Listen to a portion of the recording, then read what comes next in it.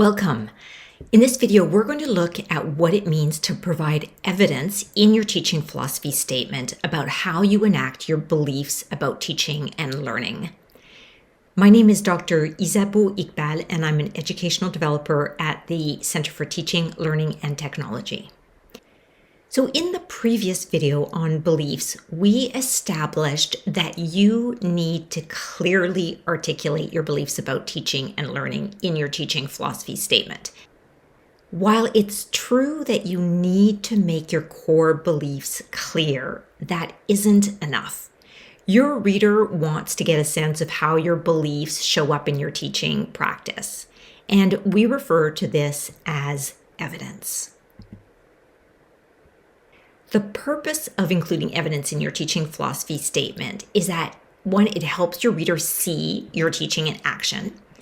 It also illustrates how you operationalize your beliefs, and it captures what your teaching looks like now. So not aspirational, what it looks like now.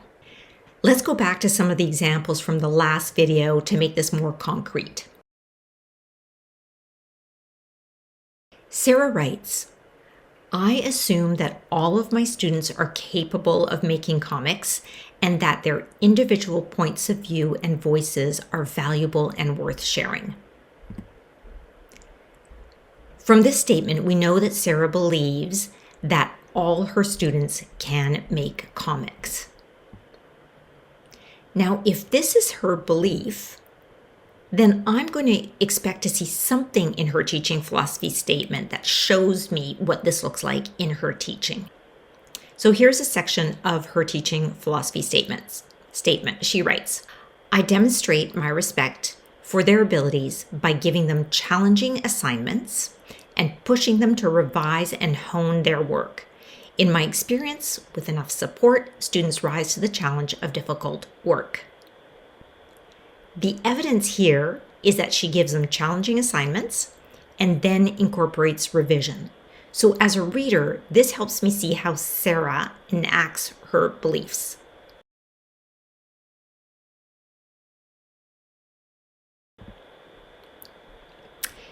As you may recall from that previous video, Jonathan writes in his teaching philosophy statement, I show my students that I have their best interests at heart and that I want to see them learn and succeed. In other words, one of Jonathan's core beliefs is that it is important to show students that you have their best interests at heart. Again, as a reader, how do I know that this isn't an empty statement? Meaning, how do I know that Jonathan's beliefs translate into his teaching? I'm going to pause for a moment and let you read this. Pause the video while you read it, and then just start up again when you're ready. So the statement here helps me see how Jonathan takes his belief and enacts it in his teaching.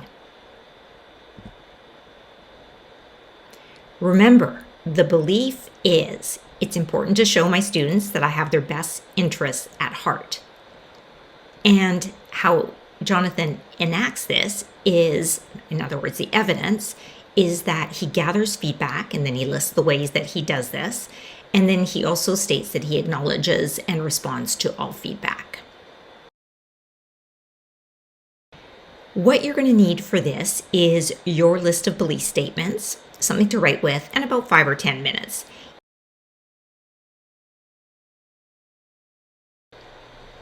Here's how the activity goes.